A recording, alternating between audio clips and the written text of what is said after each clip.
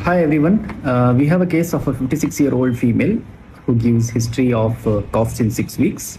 The cough is non-productive in nature without any expectoration, and she denies any other history of respiratory symptoms like dyspnea, chest pain, hemoptysis.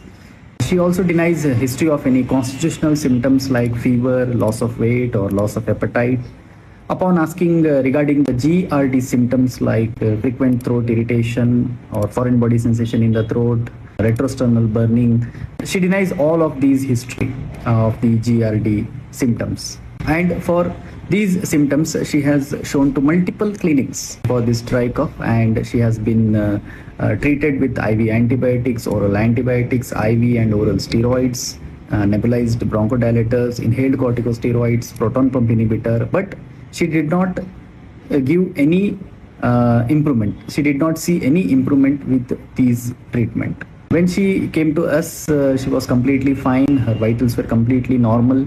On examination also, there were no positive findings on auscultation or any other examination finding. And on investigations, the complete blood cell count were completely normal, and the chest X-ray also was completely normal. There were no evidence of any pneumonia or parenchymal or a pleural abnormality.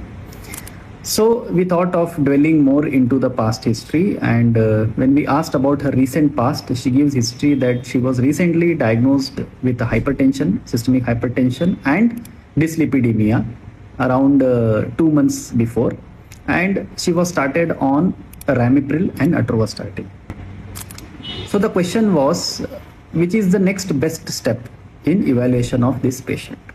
So by seeing her history and examination finding, the most appropriate step here is to stop Ramipril, which is an ACE inhibitor, and you have to switch over to an alternative antihypertensive.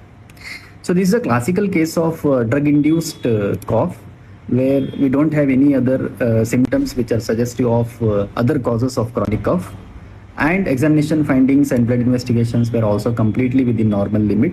So there is no chance of going for further evaluation. Rather than that, the very important point that initiation of the ACE inhibitor and the onset of symptoms, they correlate. So the best step will be to stop that ACE inhibitor and replace it with any alternative hypertensive, because ACE inhibitors, they contribute to around 5 to 20% of drug-induced cough. And mainly the mechanism is because of accumulation of bradykinin and substance P in the airway, which is leading to dry cough. And that's why she did not have any improvement with the conservative management of oral and IV antibiotic or IV steroid. So once we had stopped the ACE inhibitor and replaced it with any other alternative antihypertensive, she showed drastic improvement. The cough has subsided, and after that she didn't had any similar episode of cough. So this case highlights you have to take an extensive history before going for further evaluation with the higher modalities. Thank you very much.